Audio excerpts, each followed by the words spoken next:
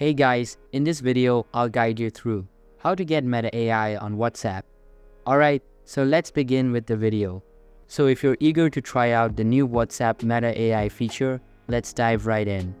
First things first, make sure you have the latest version of WhatsApp installed on your phone.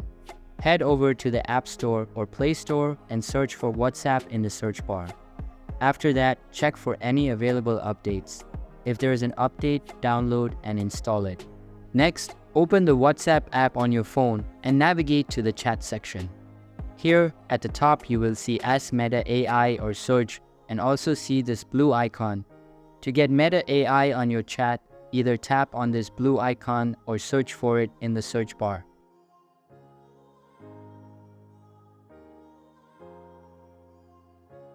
Once you are in the Meta AI chat, you can ask any question to Meta AI. It is a very powerful tool that it provides you all of the features like ChatGPT do. It will also help you in solving the real-life problems you face in daily routine. So that's basically how you can get Meta AI on WhatsApp. So that's all for this video. If you find it helpful, consider subscribing and giving this big thumbs up. And I'll catch you in the next one. Thanks.